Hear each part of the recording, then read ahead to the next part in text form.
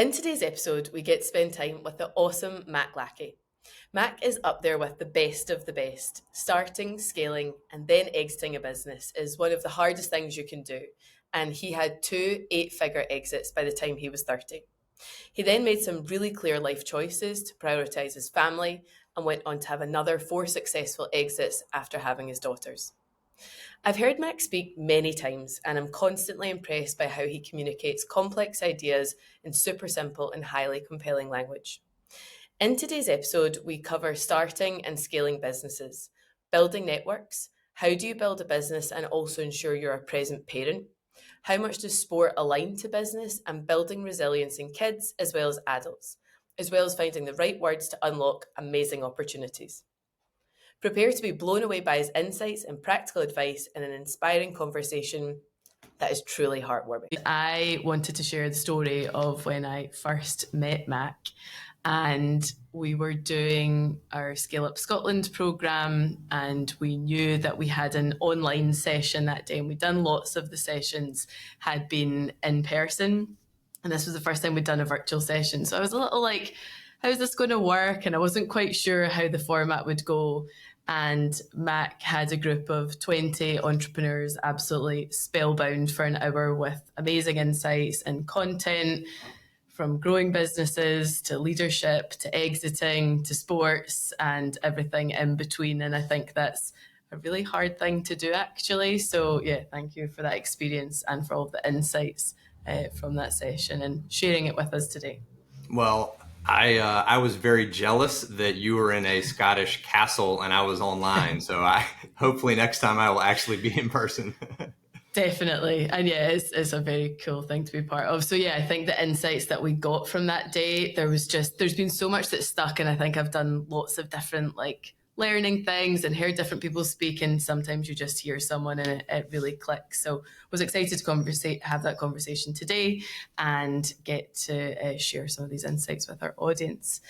So Mac, I wanted to start with a bit of an intro to who you are, and I thought you're best to do that. So give us a quick intro, as you do wear lots of hats. So I guess the way I think about my life is kind of in two pretty big buckets, as a child all the way through kind of getting started in my business career. My focus was on what we in the United States call soccer, the rest of the world calls football. I was kind of a passionate player and fan of the game, and all of my goals and dreams as a kid were related to that. I'm always happy to talk about that, but that shaped a lot of my early life. And then I started my first business in the first quarter of 1995, right after Netscape launched the commercial web browser. I launched my first internet company. And so I sort of fell in love with early stage, high growth companies. I was incredibly fortunate to have some success with that business. And it just really set me on this path. So the very kind of high level description, at this point, I've started, scaled up, and exited 6 companies. That's kind of the highlight reel. Along the way, I made a million mistakes, and I'm always happy to talk about those. But yeah, most of my sort of experience was based on building companies I was passionate about and choosing to exit them at some point in the future. Thanks. And that first business that you started, going back to 1995, did you have an ambition to exit that business? Did that word even mean anything to you in those early days? Was that something that was top of mind? No, it's a good question. Honestly, it really wasn't on my radar. I started my first business for 2 primary reasons. One, I had this very brief tenure working for another company, and very quickly I became frustrated that the president of that company, wasn't valuing my input. I was a naive, probably overly arrogant, kid. And I thought I didn't understand why they didn't want my ideas and things. And so I realized very early I was going to have to do my own thing. And so I convinced an engineer in that business to leave with me to start our first company. So kind of out of frustration and desire to prove myself, that was kind of part of the motivation. But the other thing is, we really believed that the internet was going to change everything. And it seems so obvious to say that at this point, but in 1995, my mentor and a lot of smart people, Fortune 500 company CEOs that lived in my city, were all saying, the internet was a fad and nobody would ever put a credit card on the internet. And so I had all this sort of wind at my face in terms of what I was choosing to do. But we were very convicted. We believed in it. And so we just started a business because we wanted to prove ourselves. There was no really goal or ambition other than we wanted to be successful. We wanted to prove ourselves. And then, fast forward kind of 3 years later, we were still, like, my now wife, my at the time I think fiance, and I were eating peanut butter and jelly sandwiches like 4 nights a week because I was making no money. But we had built a really valuable business, and all of a sudden the outside world realized that. Lots of people came kind of knocking and interested in buying what we had built. So it was an eye opener for me. And, I had my first eight figure exit in my mid 20s, and it was life changing on so many levels, but it literally went from peanut butter and jelly sandwiches and not making money to an 8-figure exit like that. So that's kind of how it happened. It was really an eye opener. Yeah. And did you have a feeling like this can't be real when that was all happening? Like, how did you feel emotionally throughout that journey? I think there was a big part of us that believed we were right about our early convictions. We were proving ourselves out. We were working with Fortune 50 companies and helping them build their first internet sites and software platforms. And so we knew we were kind of onto something, but to realize that same value that we were seeing was worth, $10 million or more to someone was shocking. Yeah. And so that was probably the biggest shock to me, is that we had created that much value in such a short period of time. Yeah. And it's incredible validation, for all of those years of work and peanut butter and jelly sandwiches and awful bosses that kind of cause you to start some of these businesses. And I think I hear that a lot from entrepreneurs, that sometimes you start stuff because other people tell you that's not going to work. And I know that's an experience we had early on. People are like, it's really hard to do that. And when we went to London, so many businesses will fail in London, and going to the US, you won't succeed in the US. Like, there's just this belief and bias that people have that really only spurs you on, actually, when you're in those situations. So yeah, congratulations on that. It's a brilliant story. Thank you. And then what happened next? What was the one after that then? Tell me, how did you go from that exit, and what happened to then thinking, okay, I'm ready to go again? So it was really interesting how quickly my kind of mind shifted. And I think it's one of the things I'm really passionate about now is realizing that value can be created so quickly that if you find the right buyers or people that are interested in what you've created, it can be monetized in a very meaningful way.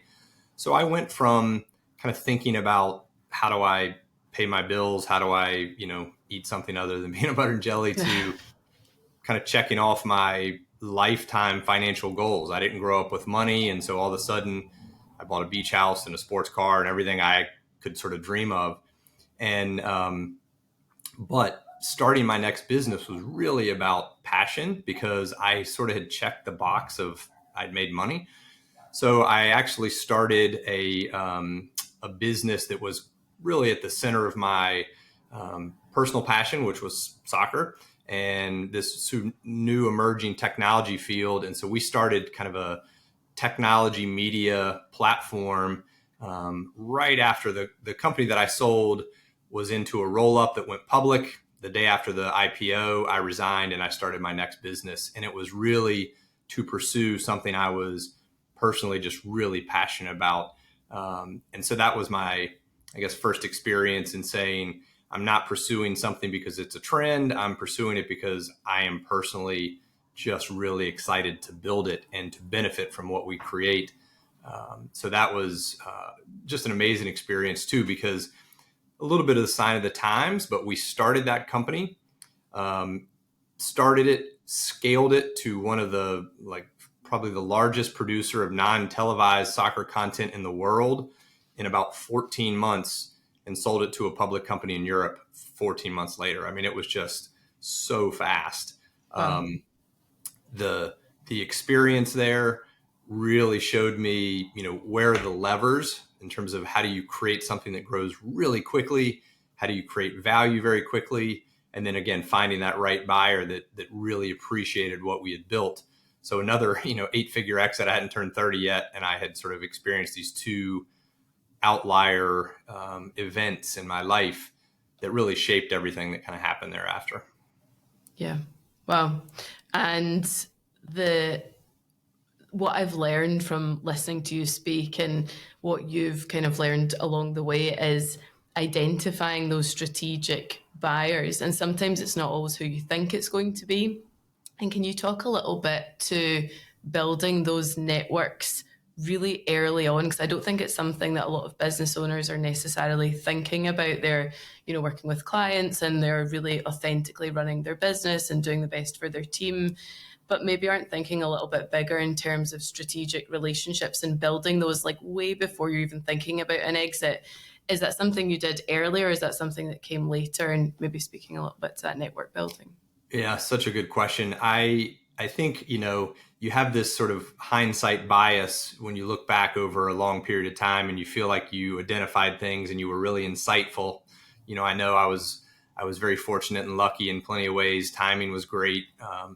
But I think one of the things that we identified pretty early and got right is that the groups that would be interested in what we were building, whether it was potential buyers or potential investors or strategic partners, in my mind, they were all the same. I didn't really have this thought of like, I'm going to identify who's going to buy my company as much as who in the world either values or needs what we're creating. And if we can find those companies and we can talk to them, they're going to be interesting conversations. Maybe they're going to want to invest. Maybe they're going to want to partner with us or help us. Maybe they're going to want to buy us. And so I think what really was happening at a pretty early phase is we were identifying the value or power of networks and really identifying that you want to start building those relationships before you need them. I learned that 10 times over my career, both in terms of raising money, talking to banks, selling your business. When you need someone to invest in your business or need a bank to give you a loan is the worst time to talk to a bank. It's the worst time to talk to a prospective buyer. So we, started talking to groups that we had this theory or thesis, they're going to matter in the future. And if we start talking to them now and we build a relationship now, we show them what we're doing now, and there's really no strings attached, we had this view that it was going to be meaningful in the future. And that's what really happened again and again for me. So I am a huge believer in identifying those strategic partners, those potentially interesting parties years in advance, building relationships with them well before you ever need to make the phone call to say you need money, you want to sell, you'd like to partner, because it's a very different conversation once you've already built the relationship. So yeah, that's the way I sort of thought about it. Now I'm incredibly focused and strategic about it. Like no question, I identify prospective buyers of businesses years in advance. That is a strategy I use and I recommend for others. But at the earliest phase, I think it was just identifying people that we thought could be important in the future. Yeah. And I think you have some really helpful language around that, because I think when you're building those relationships, you maybe don't even know where to start.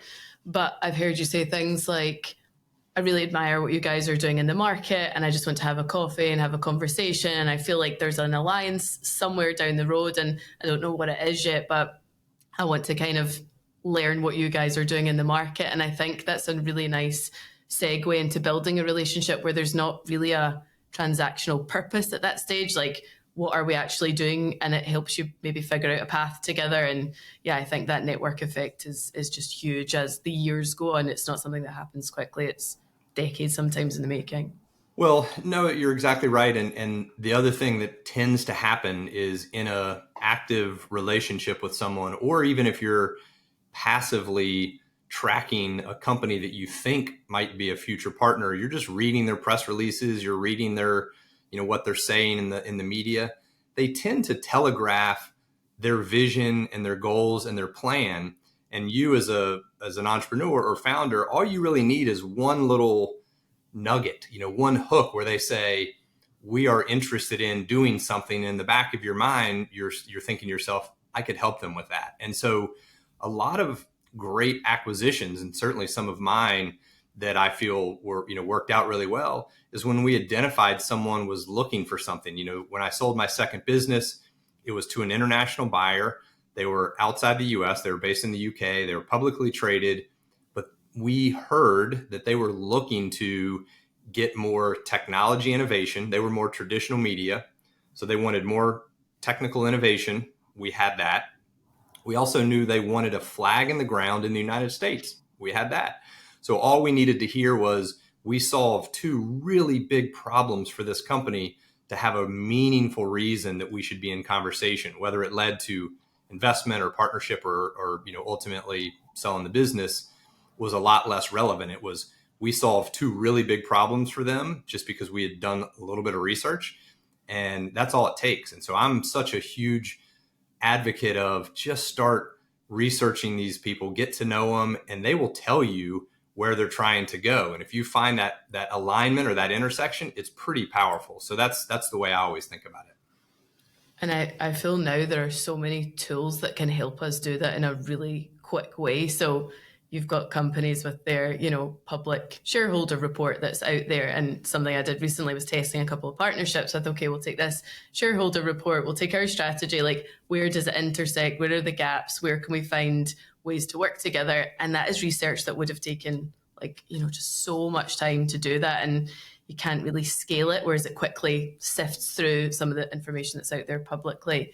I think you marry that up with the relational stuff, and you've got a really compelling network, to kind of work with.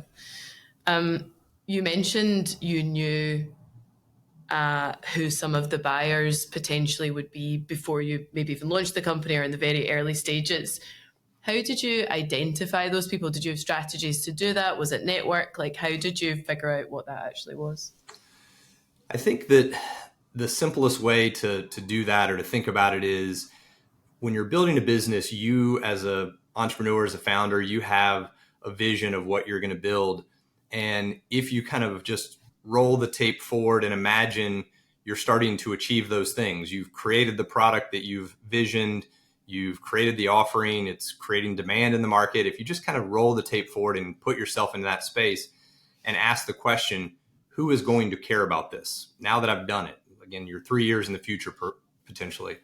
And what I try to do is just brainstorm. And I'd like to have, in a perfect world, I always tell my Exit DNA, members, you want 3 to 5 different industries full of buyers. And so imagine and come up with a theory. You don't have to know that they want to buy your business. You just have to have a theory or a thesis on why they should be interested in buying what you've created.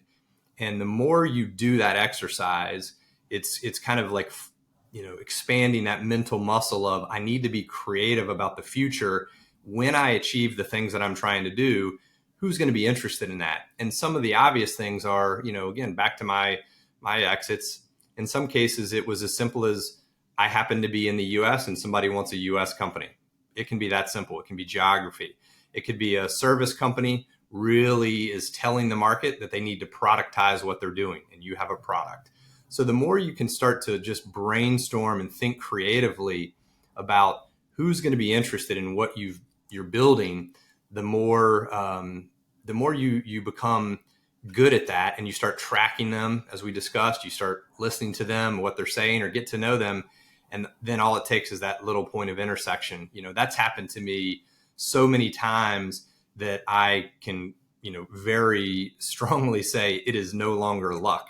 It just happens. Like, that is a strategic way to create value. And, I sold one of my businesses, a little bit later business, which was apparel related, not a tech business.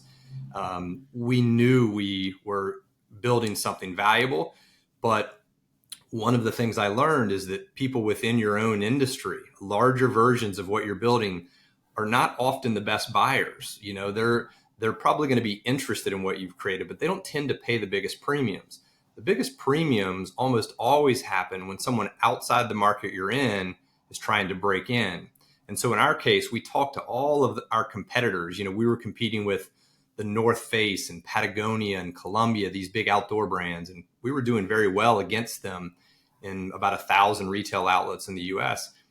And they were all interested, but we ultimately found out that there was a company that was in basically guns and ammo. This is a very US thing, of course, and they had a huge image problem because guns and ammo are very polarizing. They needed to buy something in the outdoor industry to diversify, to kind of shift the PR message.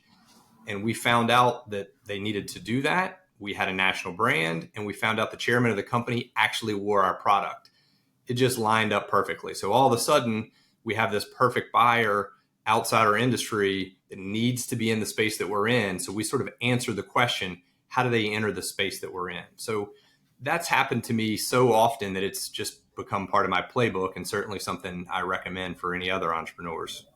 Yeah, I think that's really interesting. And looking out with your space into those strategic buyers is just going to create so much more value for the business. And I guess that moves me on to when you're building that value for the business. And I've heard you speak about use their math, like don't use your math because you've got a much smaller kind of pool, and use the influence that you can actually deliver for that buyer.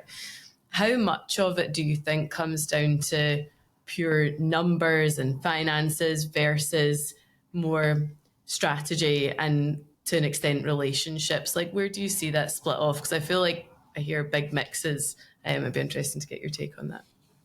I'm probably relatively extreme, and I think a lot of people would disagree with me.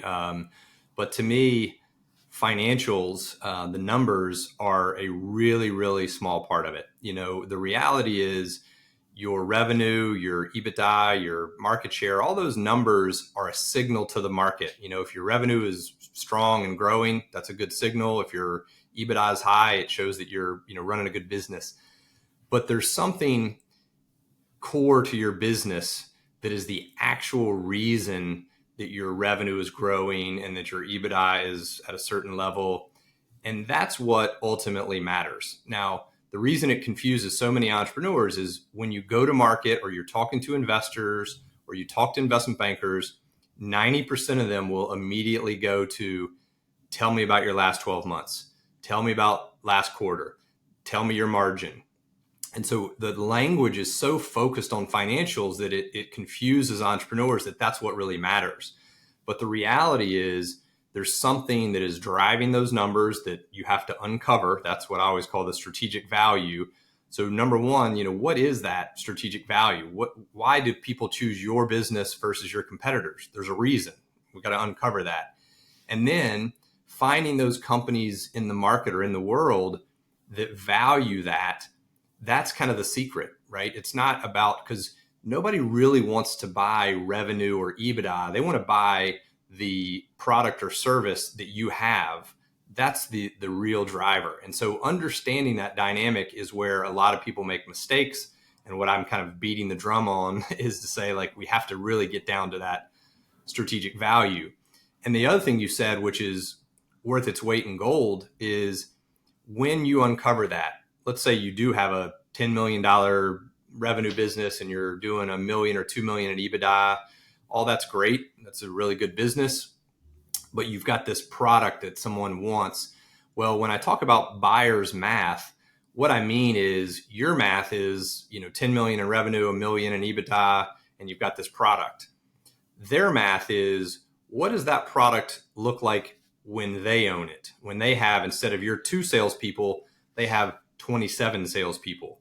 Instead of your customer list of 1,000 customers, they have 1 million customers. And so all of a sudden you look at it and say, it's not what it represents in my hands. What's it worth to a buyer? That number tends to be exponentially larger. So the leverage in terms of how you negotiate, how you think about value changes pretty dramatically. So it's important to, even though, looking at your business, of course, is important, but when you start talking to strategic acquirers, it's really, what does this represent in their hands? And that's what, buyer's math is. And I love the buyer's math. And I think that was like a real light bulb moment for me. Where in the journey did you learn that logic? And was there something challenging that happened before that caused you to learn it? So yeah, there really there was a specific moment or experience. I guess I feel like there's one or two things I've done reasonably well in my career. There's again a million mistakes, but one of the things that I was pretty good at is identifying alignment and needs. And so when I start talking to strategic partners or investors or anybody, I could typically find like what's the thing they're really searching for that I might be able to solve for them. So I was usually pretty good at that. But this buyer math idea really came in because one of my companies, it was, I guess, I don't know, fifth business technically. We were building this incredible technology, and we had, I think then, and I would still argue today, probably the best technical solution in the market. However, we had a lot of very well-funded and much larger competitors that were creating noise in the market. And so it was very difficult for us as a startup with just a little bit of funding to compete with multi-billion-dollar organizations. And as I started talking to investors, because we had a decision to make, we either need to raise a lot of money and compete with these big firms, or we need to sell the business to one of them. And so as we got out into the market and started talking to prospective buyers, I kept seeing, that the things that I had, which I had, 2 engineers and 1 salesperson. And so I was very constrained in terms of resources. But I kept imagining if, this company bought us, they have 50 engineers. Like the product pipeline goes exponential the next day because they can move so fast. Or in many cases, I had relationships. One of the things that was so valuable for me is I tend to find these exclusive distribution partnerships where I can take my product to market. And in this business, I had signed 2, one of which gave me access to this incredible exclusive distribution, but I didn't even have the money to market to those people. And I kept looking at the buyer and saying, the second the deal closes, that problem goes away. You have all of the money in the world. You have you just take this asset that I'm going to give you and you just, turn it into money. And so I could see the math because I kept pulling away the blinders of my own constraints. I have no money. I have no engineers. I have no salespeople, but they don't have that problem. And as soon as I pull those sort of blinders away, I go, wow, this is worth millions and millions to them, even though I can't quite get it turning yet because I don't have the resources. So that was kind of a light bulb moment for me when I realized it's really about what is this product or service worth to a buyer, not where is it today. Yeah, it's so powerful. And is that something that you would present to these buyers and these partners as you were getting to know them, just over and over, just repeating that message, like, don't worry about these numbers, selling the big vision? That was something that you would constantly socialize with them. 100%. I mean, I think it is such a powerful dynamic when most companies, if you've done a good job of getting to know them or creating some sort of alignment, they're going to be interested. But even for them, sometimes they're not even thinking about it. They're looking at your constraints because they're doing diligence on your business and saying, oh, it's a small company and you're only doing $1 million in EBITDA and you only have 3 engineers. And you have to kind of remind them repeatedly that no, that goes away. It's your balance sheet has 200 million in cash on it. Forget what my balance sheet looks like. You have all the resources to make this the best product in the industry. You have all the salespeople we need. So I keep sort of shifting people into this future state as if the deal is already done. Imagine what's possible. And people tend to do that. And the other thing I would mention, and you've probably heard me say this, a buyer's ego is also pretty funny. I become very self-deprecating when I'm talking to people, and I would say, I've only been able to grow it to $1 million. You're obviously smarter. You have a much more success than I do. You have more engineers. Imagine what you're going to be able to do. And in the back of their mind, they're going, Mac's right. We're a lot smarter. We're gonna do a lot better than he did. Good. Yeah, good. Let's do it. Yeah, I love that. That's great. And can you talk just a little bit around the exit of Kick to NBC Sports and how that came about? I think that's a hugely exciting story, and if you could share any of the insights from that. Yeah, so in a lot of ways, so I had this business called Kick, and it was again maybe my second kind of effort at combining my passion for soccer with my love of technology and innovation, and it really came through a personal experience. My oldest daughter at the time was playing youth soccer, and I was going to these soccer tournaments, and it felt like I was in a time warp. You know, it's like I can fly on a plane using a boarding pass on my phone, but I go to a soccer tournament and they're getting out these like 3-ring binders and this very old technology. And I said, I can fix that. So Kick basically set out to kind of technologically innovate in youth soccer, primarily in the United States. And so that's what we started building. That was the company I was really just referring to in terms of we had amazing technology. I really believe we had the best offering in the industry, but we had a few competitors that had raised one company raised $50 million in venture capital. We had a few $1 million in friends and family. NBC and all the big media companies were trying to come down into youth sports. And so all of a sudden the landscape was incredibly competitive, and almost everyone else was better positioned than we were. Even though we had great technology and I think great, execution, we just had all these resource constraints. And so ultimately we went out to the market. That particular exit was, I think really validating for a few of the things we've already talked about. One, the CEO of the division that acquired us, I had met 2 years prior to going to market, and it was exactly what you said. He was a pretty high profile, successful individual. I reached out to him absolutely cold and just said, hey, I have a lot of respect for you and what you're building. I'm going to be in your town. I'd love to swing by and have a cup of coffee just to say hello. And so I got to know him on a personal level.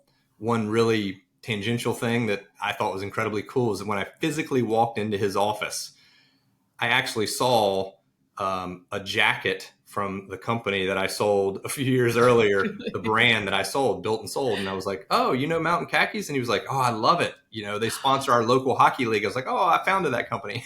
No way. So there was this really instant kind of friendship. And I did have a lot of respect for him and the business. But fast forward 2 years later, when we're really trying to decide what is our path forward, we had a few people interested in buying Kick or investing in Kick. And I picked up the phone and just called him and said, we've become friends. I know what our company would look like within NBC Sport. I know that we would be the biggest player the next day. You have the resources, you have all the things that we've been constrained by. And these exclusive deals I've been working on, you can enable them right away. I haven't even been able to get to them yet. So within about 24 hours, they went from that call to starting due diligence and ultimately became the right buyer of our business. But I think without that early connection, they would not even have been on the radar. They wouldn't have been on the list. We wouldn't have known what they were interested in. We wouldn't have known what problem that we could have solved for them. And I'm positive we could have never navigated to the CEO. Trying to go through their normal channels, it would have been impossible. So that really validated and kind of finalized for me that all of these things that you need to be doing or can be doing proactively, they compound into value over time. It's little simple things you do if you're 2 or 3 years away from exit. But if you need to sell your business in 6 months, you don't have time to do all those things. You can't really do it. It becomes a scramble. So I'm such a big believer in making these proactive steps. And in that case, it paid, really big dividends for us. Yeah, definitely. And I think playing that long game, there's just no bad time spent on relationship building is just so valuable. Amazing. So let's segue just a little bit into sports, because I know you're such a big sports guy for yourself and the kids. And how do you think, out with the business side of things, that sports has helped you from a leadership point of view, from a team point of view, from a performance? How does that kind of weave into your business career? Yeah, it's such a good question, and I think point, which is, for me, I went from playing soccer, and as I said, all my goals and dreams were, I went from literally playing soccer for a living. I played briefly professionally to being an entrepreneur kind of, one day to the next very quickly with no real business training or background. So I had to rely a lot on the experiences that I learned, good and bad, through soccer. One of those was just discipline and drive. I think people that achieve a reasonably high level in sports, it's really rare that they don't have a level of discipline and drive. It's hard to just be naturally talented and never work hard and never commit to, so there's a real high correlation between athletic achievement and kind of business achievement. So what that led to, one is my very first business partners were also athletes. My first hires tended to be former athletes, because that was one signal to me. If you played sports at a high level, I think you're committed. I think you're disciplined. I think you work hard. I think you understand those things. And so it was one of the few signals that I could get early in my career before I knew how to interview and hire and manage people well. I was relying on sports as kind of the model or the metaphor, I guess, for that. And then the other thing, which was interesting, is I had a longtime business partner that we co-founded businesses together. We had a really perfect working relationship, but our leadership styles were very, very different. And we met playing soccer together. And you could see it all the way back to the beginning when we literally first started playing sports. He was the team captain. He was 2 years older than me. He was the team captain that was leading by example and discipline. And he was just, he was kind of the captain, which to me translates to a great manager, a great leader, because he was going to manage the team and, tell people what they need to do. I was kind of I scored the goals. I was a little, flashier. I wasn't quite as good at, I sort of led by enthusiasm. Let's score, let's win. I never thought about how to train other people or get the most out of others. I was just let me just lead by example. And so when you find those analogies, that's again what I carried into my business career. I realized that I don't think I'm a great manager. I think I am a great leader, only in that I can see a vision. I can get people super inspired and excited to pursue it. But I need to turn around and find who's that manager that can take the vision that I've got and help lead the team in terms of the day-to-day operations and the finance. That's not my strength. So again, all those things very much, related to soccer. That's the way great teams are built. That's the way great businesses are built. So I found a lot of correlations that I still rely on, to this day, that I originally learned on the field. Yeah. And some of it becomes apparent later in life and you kind of can trace it all the way back. But yeah, I think that's fascinating. And it leads me to ask you about your kids play sports. And I hear a lot from parents of how do you build resilience and how do you build gritty kids? And I feel like sports has a large part to play in that. Can you talk to that a little bit from a parenting standpoint and what you've seen with your kids? Yeah. So my two daughters, they're actually no longer really kids. They're 23 and 20. So they're, young women. But sports for my wife and I were really, really important to kind of be a part of their lives really early on. And I think for us, it was a commitment. It was you're part of a team. You need to show up for practice. You need to make decisions that are not just about you personally, but about your team. There was some really important kind of learning, I think, associated with that. I had some funny moments, with my younger daughter in particular.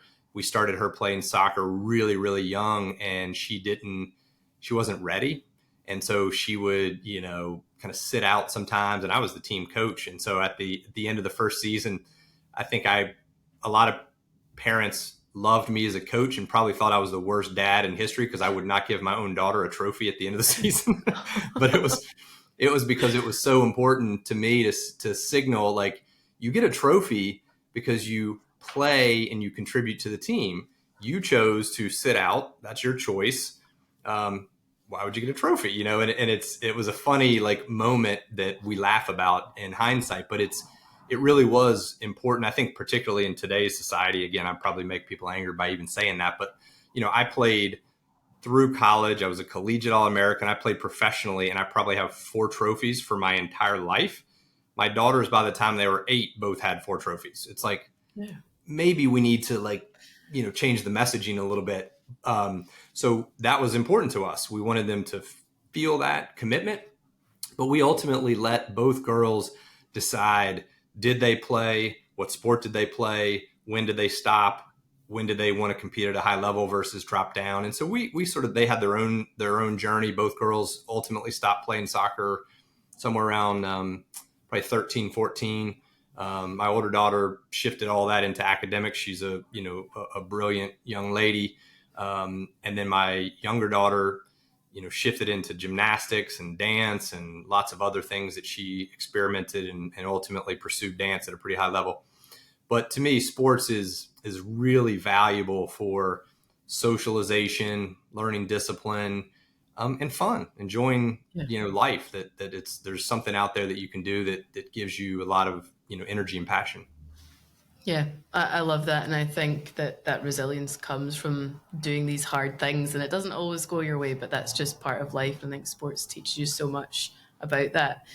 And something else I've heard you talk about, which is really refreshing, I think, when, people are like, everyone needs to work hard. When you're an entrepreneur, you have to work hard. That's an absolute given. But I hear a lot how you and your wife prioritized family life and the time that you'd spend with your girls when they were growing up. When did you realize that? Was that something you set out, or is that something you learned after you'd kind of gone round the ringer a couple of times with, growing and exiting a business is no mean feat. So yeah, just I'm interested in the family side. I'm really glad you asked that question. I would be disappointed in myself if I would not have somehow brought this up. And um, it's actually, I think, probably the most important thing that we've talked about. And it's because there basically were almost 2 versions of Mac as an entrepreneur. And version 1 was, those first 2 companies that we talked about. I was young. I was newly married. I was, first engaged and then married during this process to my now wife. And during that time, I was, kind of a stereotypical workaholic entrepreneur. I worked 80, plus hour weeks. I sometimes would fall asleep on the floor in the office. I mean, it was literally just grinding.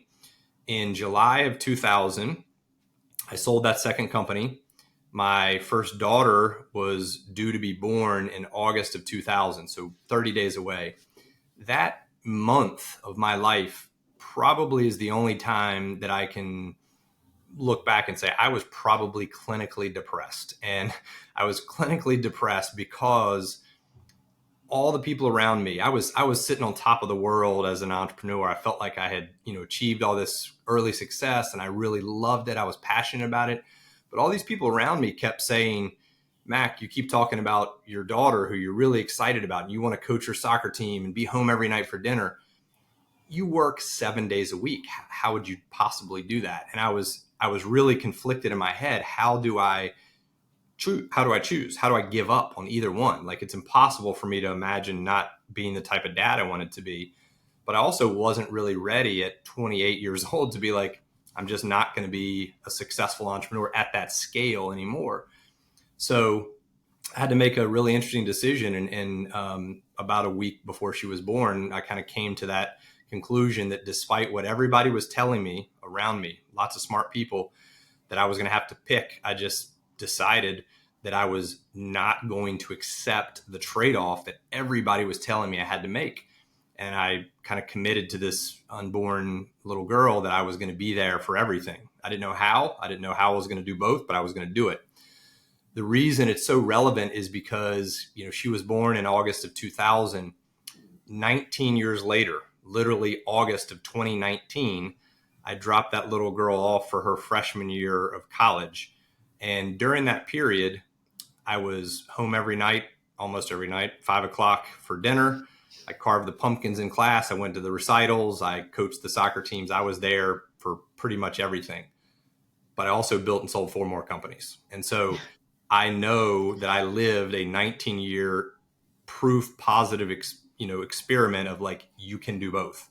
And it's not because I had so much money that I didn't have to work. I was grinding and building businesses, but I was committed and prioritizing to my family. And so ultimately, it's important because one, I lived it, I know it's possible, but I also realized that I built my better businesses that way. When I would leave the office at 4:45 to be home for dinner at 5, my businesses actually got better. So I'm glad you asked that question because it was Yeah. such a key pivotal moment in my life. Probably the most important decision I ever made is sort of that commitment.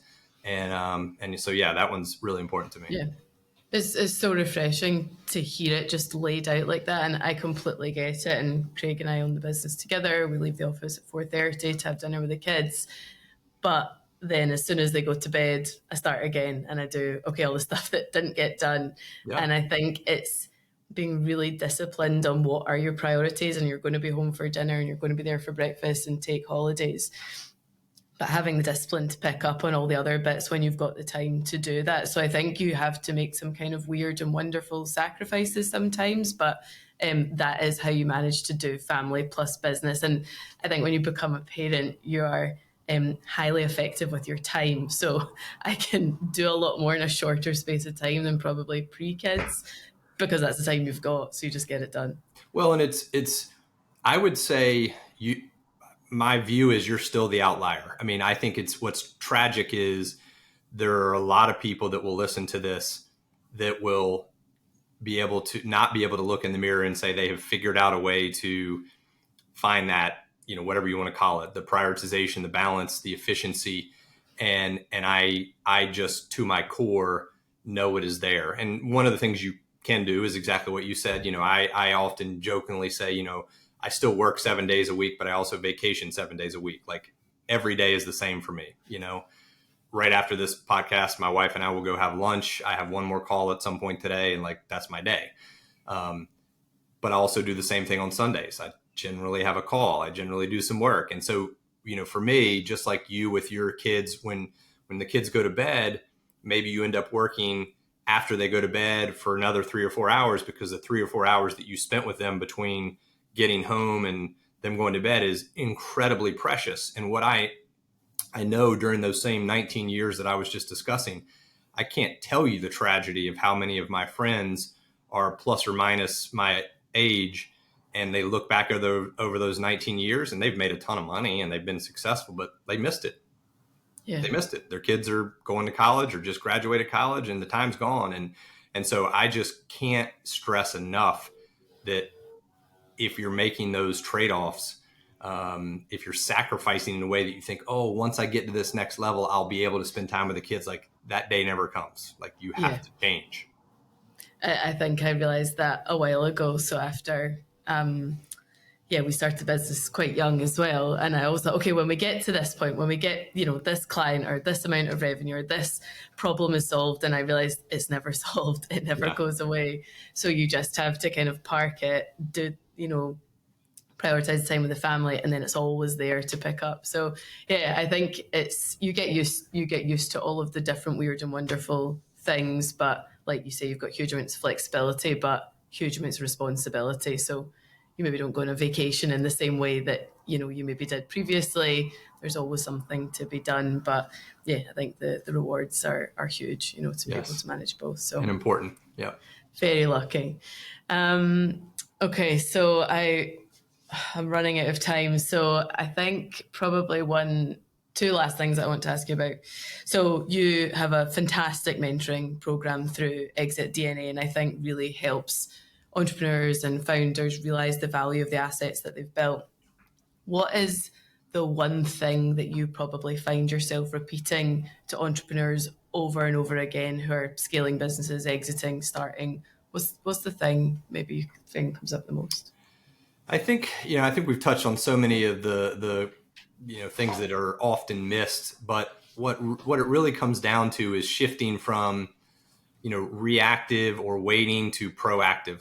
If you are thinking you might want to sell your business one day in the future, you don't know if you're you have to start pretty much now building in. That's why I call my program Exit DNA. You have to weave this idea of I want the option to exit into the DNA of my business. The way we make decisions, the way we build things, the way we schedule holidays, vacation, all of those things have to become intentional.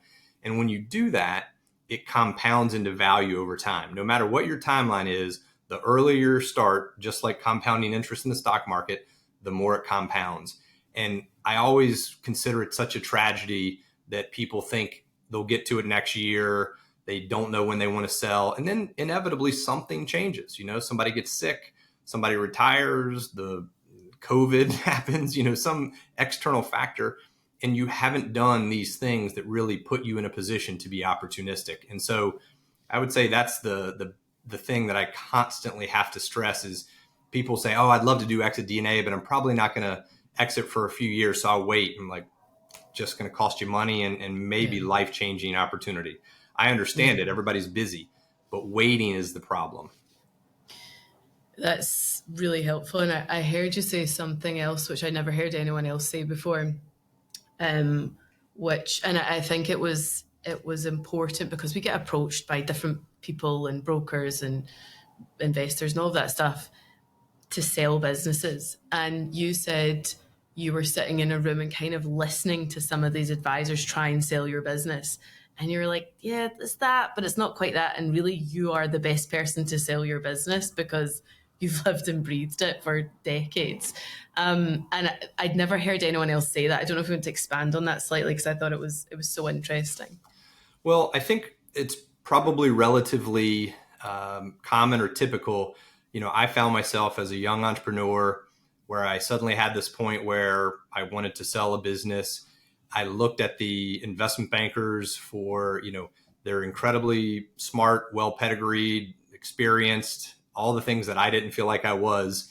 Like, okay, of course they should be the ones that help me sell the business. That's what they do.